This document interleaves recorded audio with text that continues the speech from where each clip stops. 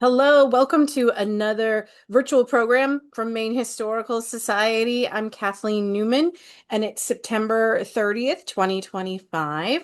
And thank you so much for joining us for our talk on Rumford, Maine in the 19th century with Ian Stevenson. Before we get into the content of the program, we'll just take a moment to remember that we are on Wabanaki homelands, and we recognize the inherent sovereignty of the Abenaki, Maliseet, Mi'kmaq, Passamaquoddy, and Penobscot nations within these lands and waters. Understanding Wabanaki history is vital to understanding Maine, and we affirm our commitment to partnering with Wabanaki people to share and contextualize this history with our program offerings. So joining us for our program tonight, Ian Stevenson. He is a lecturer in the Preservation Studies program at Boston University and holds a PhD in American and New England Studies and a master's in Preservation Studies from Boston University. And he was also a recipient of the P.D. Merrill Research Fellowship from Maine Historical Society in 2024-25. And it was that relationship with Ian, the work that he's doing through that fellowship, that kind of inspired tonight the content of tonight's talk, Magic Town, Selling Rumford in the 19th century. So Ian's going to share some of what he found with us. Thank you so much for being here this evening. Thank you very much. I would actually like to begin by offering my sincerest gratitude to the Maine Historical Society for the opportunity to present my research, which, as you said, was supported by the P.D. Merrill Research Fellowship. I'm grateful to the Merrill family and to Katie Alleman at MHS for making this happen, as well as to you, Kathleen, for setting up and hosting tonight's event. And before I get into the meat and potatoes of my talk, I want to share that this is a project that started with me over a decade ago when I was doing my master's work at Boston University. At the time, I was wholly interested in the station designs of the Portland and Rumford Falls Railway and how they were used to facilitate the rapid development of the town in the 19th century. But I realized there was more to the story, and so I went back into the archives at the Maine Historical Society to do a deeper dive into the promotion of the very idea of Rumford Falls. I'm an interdisciplinary scholar who brings together written records, visual culture, and material culture for analysis. So, using a vast array of sources that went well beyond just the railroad stations, I found evidence through my work in this fellowship telling me a story about the industrialist Hugh Chisholm and a myriad of ventures all working in concert to promote the notion of a new urban metropolis in the so-called wilderness. Rumford, Maine is known today as a paper town, but this was not always its intended destiny. In a moment, I will develop that argument for you, but this expanded view really unlocks the business acumen of this industrialist to help tell the story of the ascendancy of capitalism in the late 19th century, the repercussions of which we are experiencing still today. Our story begins here, the falls on the Androscoggin River at Rumford. I want to start by reading an excerpt from a speech delivered in 1952 to a business society in Portland, Maine. The speech included this language, quote, "The region where Rumford, Maine now stands was little more than a wilderness in the midwinter of 1882 when Hugh J. Chisholm first saw it. Houses were few and scattered widely. Occasionally in summer, a few people might be attracted by the tales of the beauty of the Pennacook Falls, but most of the outsiders who had seen this stretch of the Androscoggin River were the hardier variety of fishermen and hunters. Into this lonely scene there drove one winter day in that year of 1882 a horse and sleigh from the direction of Bethel. Bundled in the robe of the rented rig was the subject of this sketch, recently turned 32. He had come neither to hunt nor to fish. He had heard some reports that interested him, that the Androscoggin drops nearly 200 feet in less than a mile. To my father, this meant one thing: tremendous potential power for new industries. Leaving sleigh and horse at the road, he trudged across the crusted snow and found precarious footing on a table of rock just below the falls. It was, he often said later, a most magnificent sight. He stood there a very long time, oblivious to the cold and the thunderous sound of the falls. He had been making a study of what was then a whole new science to most of America: the science of hydraulics as applied to industrial use. He realized in such terms what he now saw. These words were delivered by the son of Hugh J. Chisholm, the paternalist creator for Rumford Falls as we know it, and the driver of my talk tonight. Unsurprisingly, his namesake son lavished praise upon his father, but his words were also very telling to us about the revisionist dream constructed by the elder Chisholm of his urban creation and the multi-pronged plan to enact that vision I hope to explain tonight. Especially for those from the Rumford area, the story of Hugh Chisholm is a well-trodden one, and I'm not here to re-narrate his life as a biopic. Instead, I want to contribute to our understanding of business and economic history in the ways in which Chisholm used his acumen to enact a program to develop Rumford, and when his initial vision actually failed, reenact a second new vision. The true capitalistic prowess I'll expose tonight is in marketing this far-flung place to try and create something new using a variety of media at his disposal, but ultimately with limited results due to economic forces beyond his control. For the 1882 journey Chisholm took was not about discovering some untapped resource about which there was only speculation. It was about bringing together the necessary forces to turn an otherwise well-known resource into something else. Chisholm does not deserve credit for the idea of Rumford Falls, but for its actuality.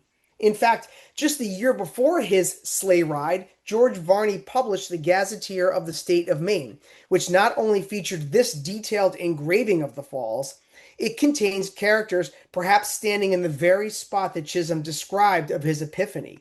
Moreover, the text unambiguously noted, quote, "These falls are in the Androscoggin River in the eastern part of the town and form the grandest cataract in New England. Here, the whole volume of the river leaps over abrupt and craggy ledges of granite, dashing the spray far into the air," end quote. And even earlier, in 1869, the same engraving was the frontispiece, literally the first page of the state's commissioned volume Waterpower of Maine by engineer Walter Wells, which similarly identified it as the largest water power in Maine and rife for development. And I'd be remiss if I did not mention the fact that the falls had been known for millennia by the area's indigenous population for its prominence, though perhaps not as water power generators, as indicated in 1890 by local historian William Lapham, who noted, quote, "The chief physical feature of the town of Rumford, one that stands preeminent above all others, is the great waterfall, or the succession of falls on the Androscoggin River known as Rumford Falls. The falls were well known to the Aborigines," end quote. Chisholm's employment of the built environment for capitalistic gains emerged from his own business enterprises where he was already profiting from the consumption of visual culture. Born in Ontario near the actual Niagara Falls, Chisholm by his teenage years had established a newspaper distribution company along Canada's and the northeastern United States' railroads, and by the 1860s created Chisholm Brothers Publishing in Portland, a major publisher in postcards, tourist guidebooks, and other paper ephemera like playing cards. Chisholm keenly understood the power of visuality. He was already adept at selling locations through imagery.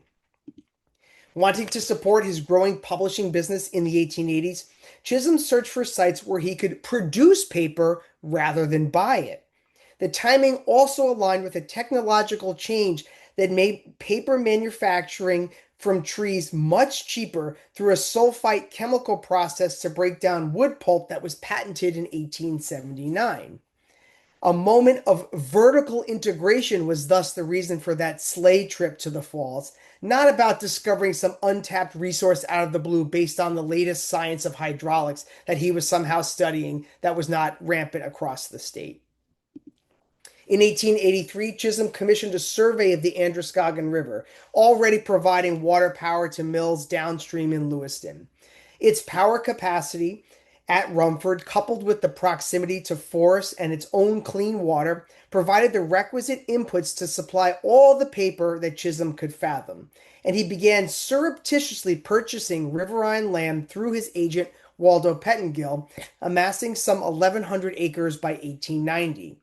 That same year, he founded the Rumford Falls Paper Company, Rumford Falls Power Company, chartered the Portland and Rumford Falls Railway, and assumed operation through lease of the fledgling Rumford Falls and Buckfield Railroad, which had completed tracks to within 16 miles of the falls, in order to provide service between Maine's largest city with its shipping infrastructure and his nascent industrial community.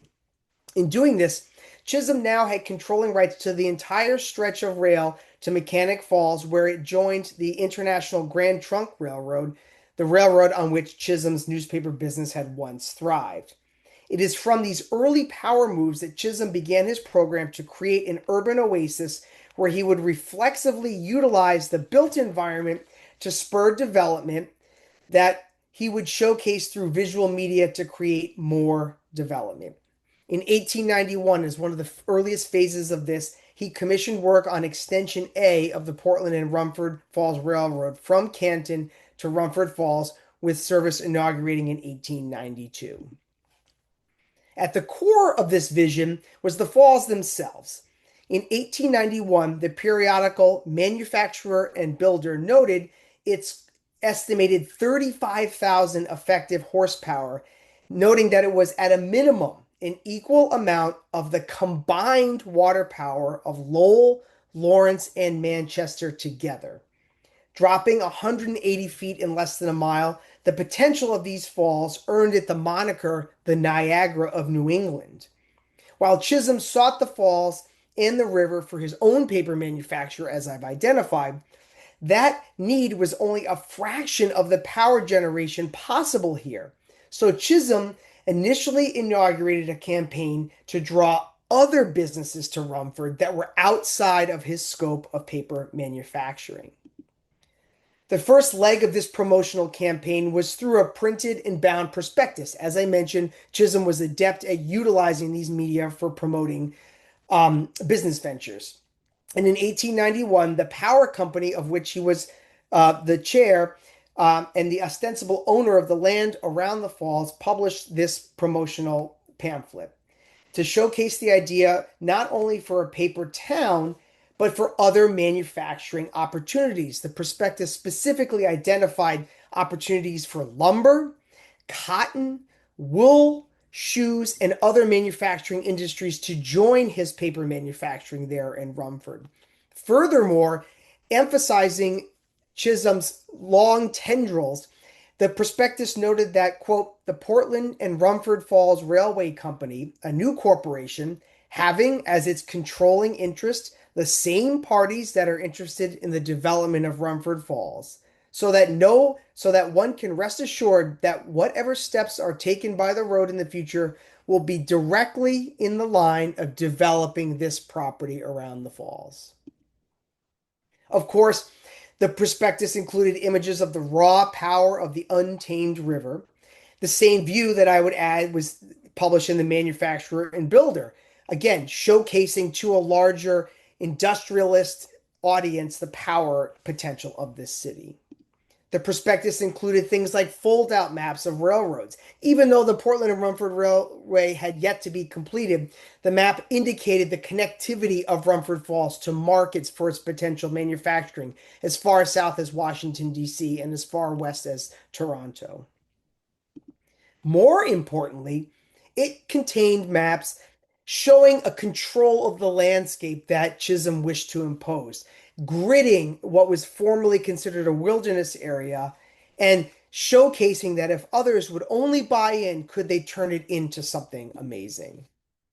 Another map went further than just showing the grid by actually outlining all of the lots that Chisholm had drawn up in a very prescribed way. This map predates our understanding of Euclidean zoning, yet Chisholm understood the idea of the separation of different types of property. He separated the business district in the central island from the industrial sites along the riverfront and canals from the residential zone to the west with a grid of streets that are named for the individual counties of Maine, where the other streets in the commercial and industrial zones have names for other industrial centers in New England, such as Haverhill and Lowell and Lawrence, etc.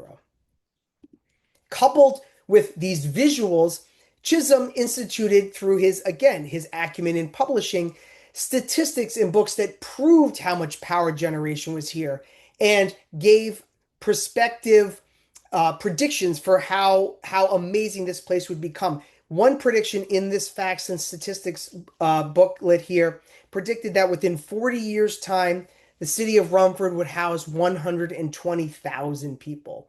He was hoping for a self-fulfilling prophecy. In order to inaugurate this vision, Chisholm and his partners themselves started a series of businesses, all of which were intertwined with each other. I mentioned the power company, which was responsible for damming the river and creating canals and generating the water power for industry, the railway for connectivity of raw materials and finished products, the paper company that Chisholm himself was interested in for paper products, for selling newsprint and other paper products to market. A sulfite company, again, for producing these new forms of paper out of wood pulp. A newspaper, again, as a promotional arm, the Rumford Falls Times. And then a year after that, a subsidiary railroad that went into the northern regions of north of Rumford into the Rangeley Lakes in order to access the raw trees and materials for his paper business. Things were off to a good start for him. But again, as I mentioned, there was much more power there than he needed.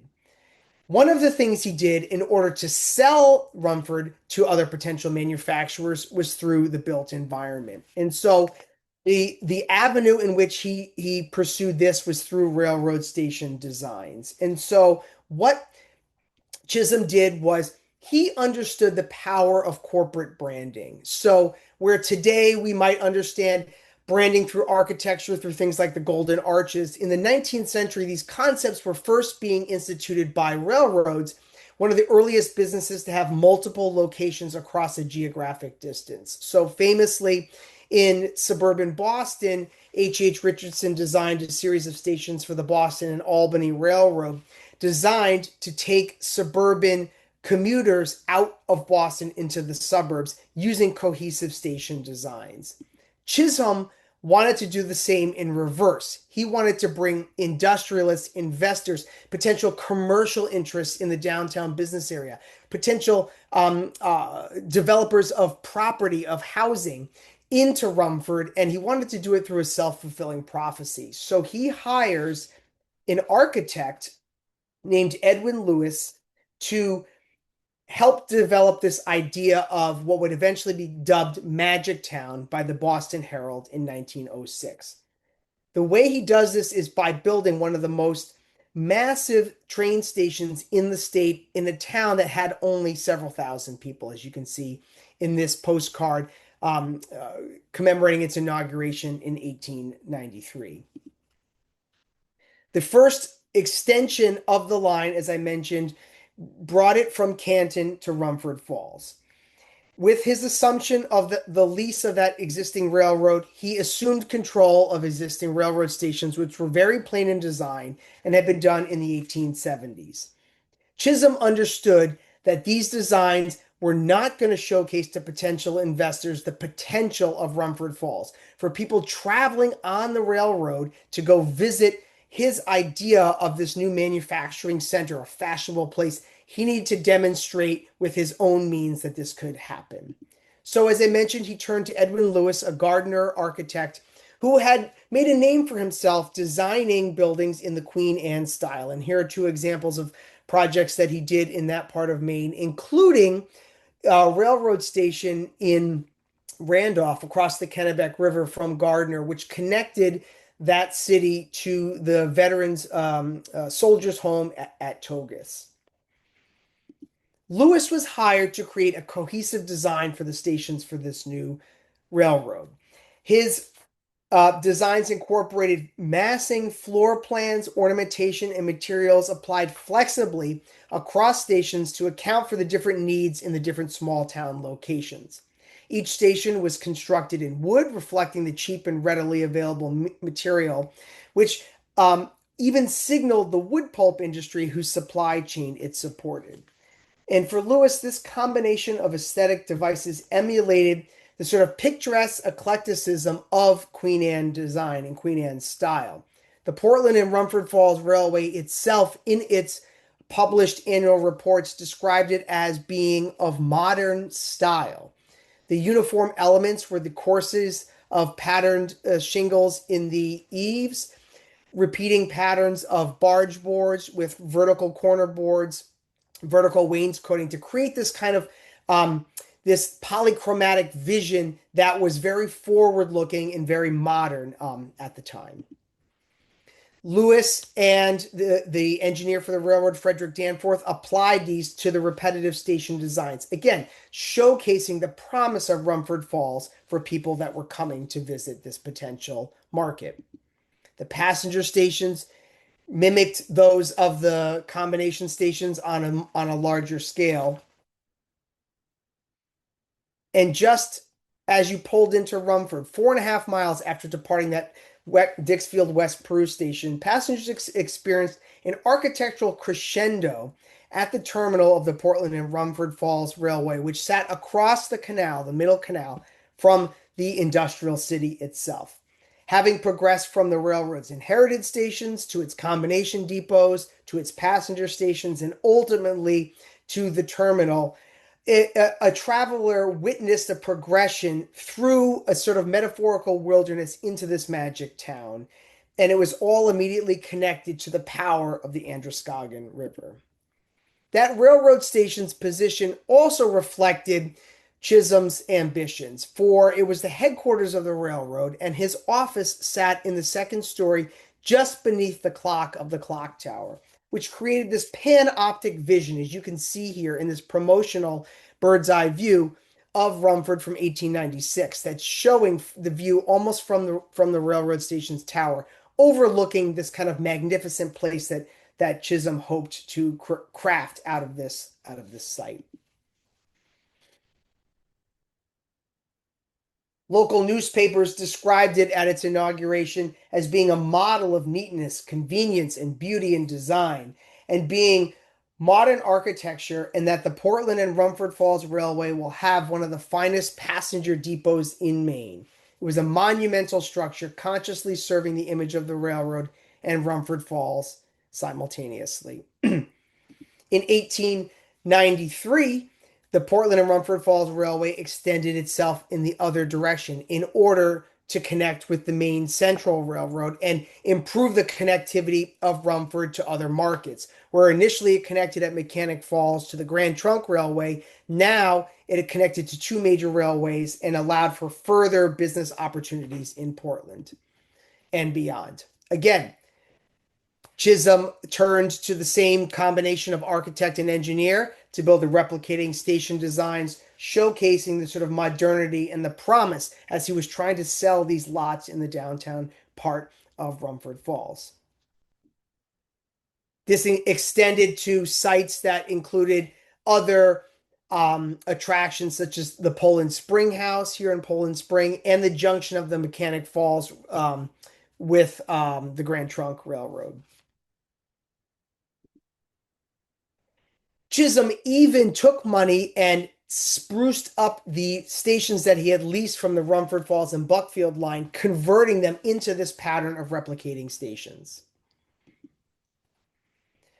To couple with the stations themselves, Chisholm took out advertisements in powerful periodicals around the state and around the country, including the Industrial Journal. And I'll just read to you from this one, where the promotional material from this 1892 ad read that Rumford Falls was, quote, destined to be one of New England's leading manufacturing centers.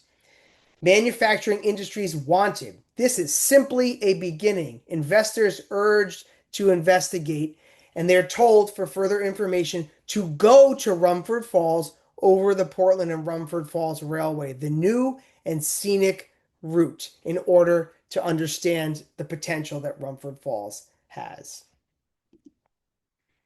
Chisholm again controlled the press in Rumford Falls and the Rumford Falls Times and had published a feature called The Dream Realized in February of 1894.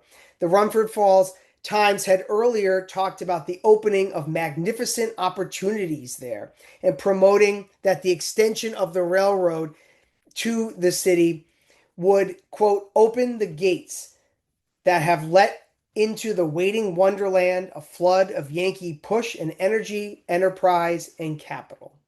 In this Dream Realized article, the newspaper discussed how in only 3 years' time, the railroad line had turned a village of, quote, 2 or 3 houses, end quote, into a town of over 1,000 inhabitants.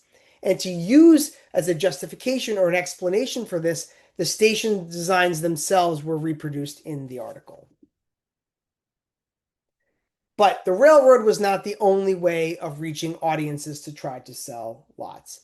Most critical was paper and visual media, which again, Chisholm himself was adept at using from his previous businesses. And the core of this was material showcasing the potential of Rumford Falls. In 1894, after both railroad extensions existed, the Rumford Falls Power Company, with Chisholm sitting as its treasurer, issued a new map of Rumford Falls in this fold-out variety, which was in the collection of the Maine Historical Society.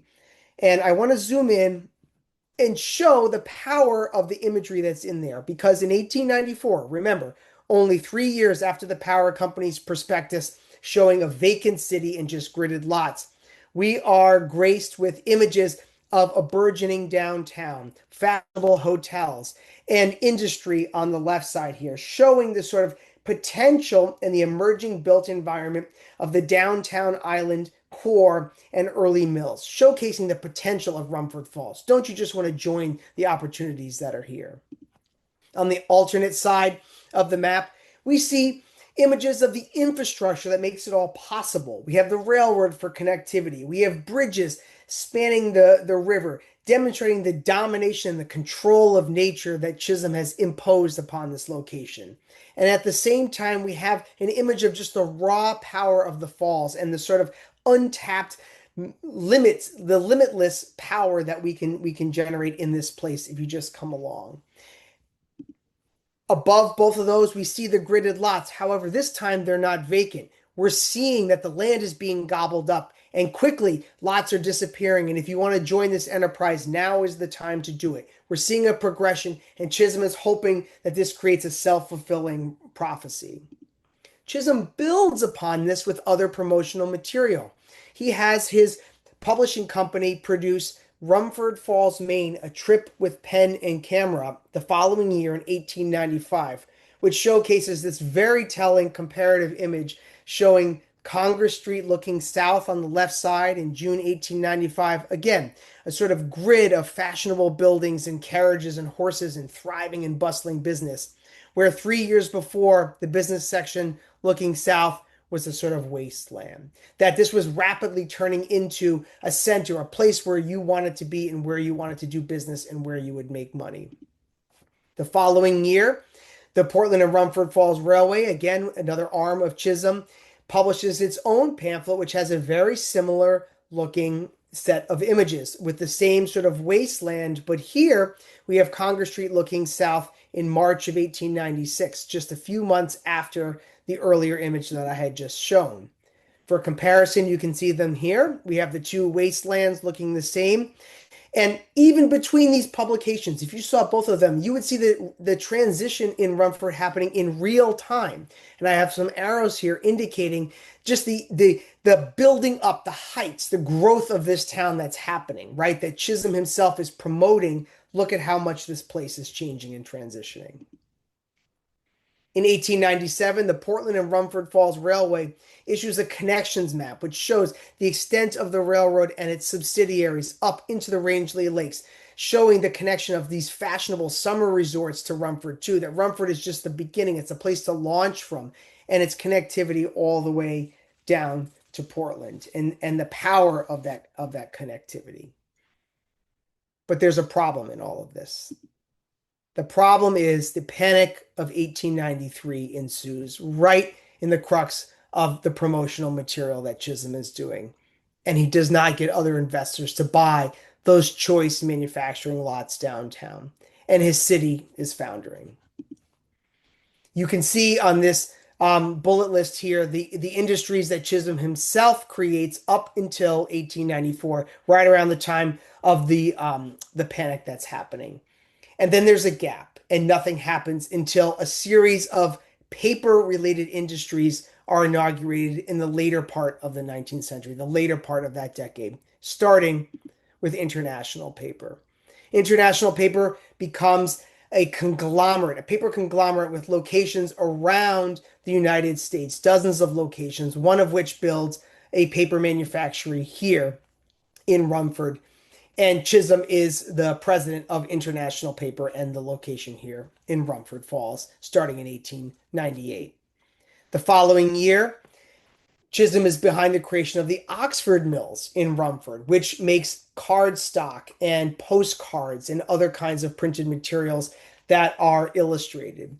The following year, he inaugurates the Continental Paper Bag manufacturing facility that's there.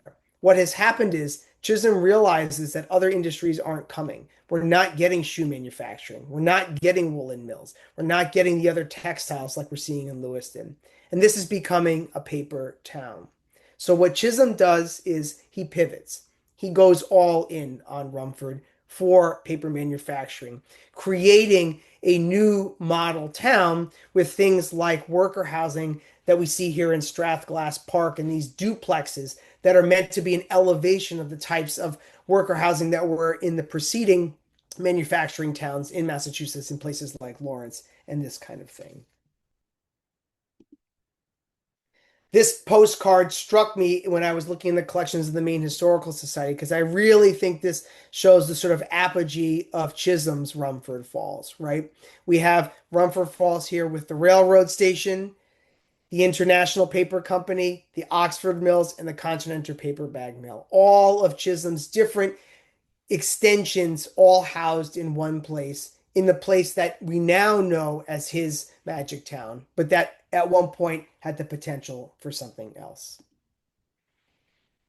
Postcards of the era indicate the control of nature that we see here, that represents the sort of seminal moment in this capitalistic enterprise where Chisholm turns the water power and the raw materials of trees into something else, into this sort of capitalistic extractive industry. So much so that the downtown does have a fashionable appearance in the turn of the 20th century, and the Boston Herald names it Magic Town. It has become a place that is seen as developing almost overnight. But the development is not what was the original intention. It reflects a pivot on Chisholm's part. Of course, I would be remiss if I talked about this only in flowery terms, because excluded from the visual narrative are those who bore the costs of this development, including from the deforestation and air and water pollution attendant with these paper manufacturing industries, as well as the predominantly immigrant laborers who built the infrastructure, who worked in these mills, and frequently went on strikes over wages. In 2020, Rumford native Carrie Arsenault published her expose, Milltown, assessing the legacy of Chisholm's development in the 21st century. Part of that story is the vast wealth that Chisholm created, including developments like Strathglass Park, a worker housing complex, as I mentioned, that was designed by noted New York architect Cass Gilbert. As an improvement over the housing in earlier mill towns like Lowell and Manchester, these duplexes outwardly promoted an improved urban vision, but inwardly were actually designed to squash unionization efforts. Arsenault's work admonishes the destruction of the environment and human bodies through toxins, a critique of the ills of capitalism and those that it leaves behind. While Rumford Falls reveals the costs of late stage capitalism, the railroad and the other industries Hugh Chisholm used to create the industrial city tell other stories of ascendant capitalism and the relationship between infrastructure, media, promotion, and the process of creating demand. For the use of industrial vernacular architecture and visual media connected Rumford Falls to the wider world and ensured the production of paper through the felling of trees, corporate profits through working class wages, and the emergence of a fashionable built environment through the damming of rushing water. Thus, the station architecture of the small Portland and Rumford Falls Railway in Western Maine elucidates the evolution of Rumford Falls as a city, as an urban oasis in the middle of a so-called wilderness.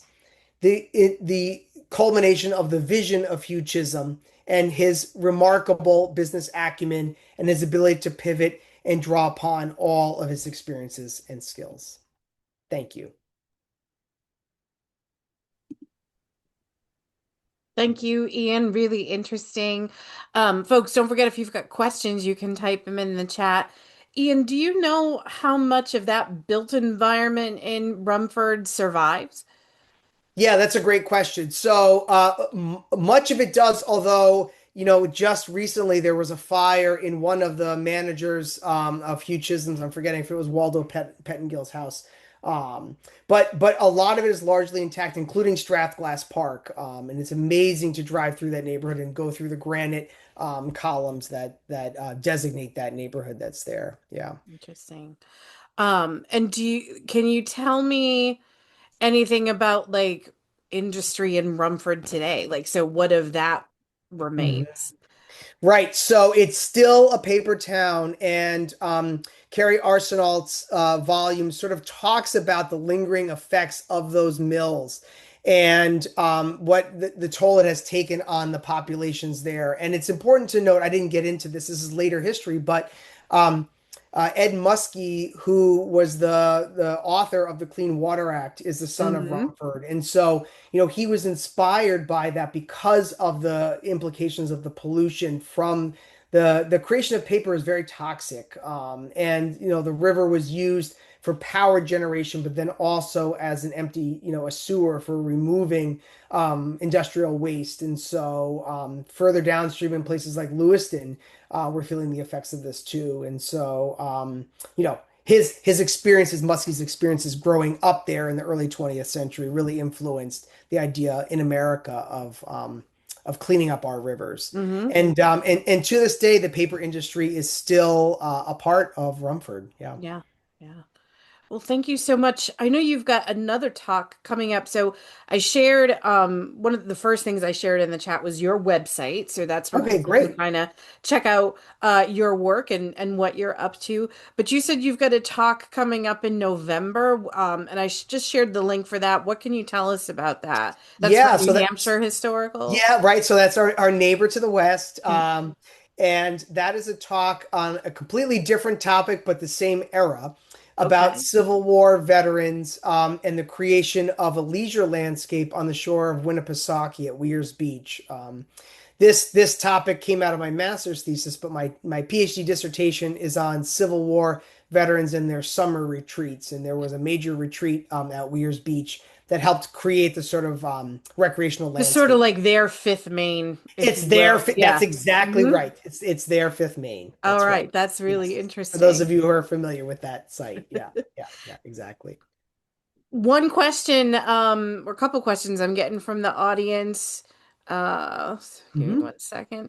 Had any industrialists agreed to join Chisholm at Rumford before that panic hit?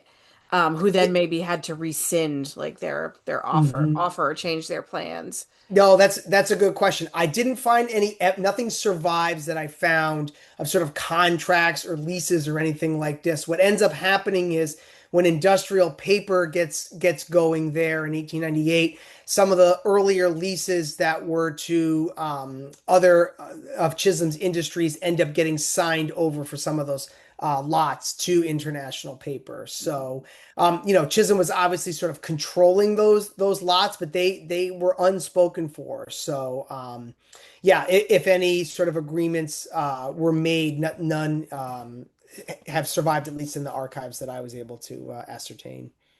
But And this prospectus of 1891 really talks about the potential for all of these other industries in very discrete terms. How many looms could run per hour? How much cloth could be made? How many shoes? I mean, he's really trying to say that doesn't matter what industry you want to put here, this is the place to do it. And it even talks about guaranteed amounts of horsepower, even in certain seasons, because of the way the dam would control the flow. And it was basically saying that if you come here, you're not going to have dry seasons, in the summer, that we have mhm. guaranteed water production 12 months a year, so that it's worth coming here. And it even is trying to forestall people setting up industries in other parts of the country. So it specifically talks about why you should come here instead of going to the southern United States, for example. Um, Interesting. so it's he's really trying to push and promote anything that could come there at the time. Yeah. Can you speak at all to um, developments in Mexico, Maine, just Mhm. across from the river? Like, did any connection there or Yeah, similarity? so no, it's a good question. So, so Chisholm is important for assembling that first 1,100 acres of the sort of prime real estate that's most concentrated along the falls and downtown. And he actually makes a point in some later promotional material because I think people are getting an inkling. So the way he buys this land is through a third party agent, Waldo Pettengill, and it's done kind of on the down low. And it's done in piecemeal over the course of a decade. And so what he's trying to do is not be seen as this kind of outsider who's gobbling up the town. And so in some of the later promotional material, he mentions that the power company doesn't own all the land. There's plenty of land on the outskirts that you can buy from other people because I think he's worried about the sort of monopoly looking aspects of all this and trying to say that no, this is about lots of people coming together to create this vision, and I'm just inaugurating it. Hmm. Yeah. Very good. This is a question I'm always curious about too. What was your favorite archival discovery when you were Mhm, researching this topic? mhm, mhm. Yeah, so it was absolutely the fold out map from 1894, which is basically the sort of preeminent, this is coming right on the heels of the Panic of 1893, where I think it's his last gasp to try to get people to invest. And it's the way we're seeing he's creating scarcity with this map. He's sort of saying that like some of the choice things are being bought up and that he's investing and it's worth it to come. And there's even along the river these kinds of sculpted park-like lands. They almost look like a Frederick Law Olmsted designed landscape. And so he's kind of showing we have the components of everything. The railroad's already here. We have beautiful lands. We have these residential areas that are separated from the downtown. And, he's really trying to show through the kind of visual snapshot of like what this place can be. And so that map was amazing. And then 3 days later in the archives, I found the cover sleeve to it in a completely different collection. And I could Wow. even see where the tear marks, so it had come out of this. And I showed Katie and I said, these actually go together. These are together, So Yeah, those um, moments are always really, really fun. yeah. So it sounds like, can you speak at all to the legacy that Chisholm has today? Like when we think about books like Milltown, Mhm. it's probably something of a mixed legacy, right? The way the town remembers him. That's exactly right. I mean, for the longest time, he was seen in this very paternalistic light of like he was the father of the town. He was responsible. The townspeople were kind of his children.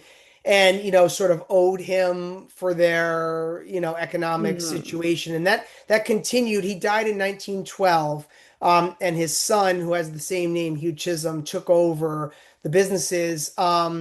And tried to keep businesses going there for several decades, but ultimately, I think history looks back and realizes that as much as the sort of promotional material that was even coming out of the Oxford paper mills. There was an author, John, I don't know if his last name is pronounced Leanne or Lean, very lavishing praise on him for all these things. I mean, the truth is, we know that a lot of this happened because of taking advantage of workers. I mentioned the Italian immigrants, they were refused pay when some of the canals were being dug, and they went on strike for that, and the strikes were busted. And so, I think people look at him as an industrialist who wasn't this kind of beneficent person, but really was part of this cadre of the Rockefellers and the Mm. Carnegies who tried to extract from workers as much as they could, right? Mhm. And so,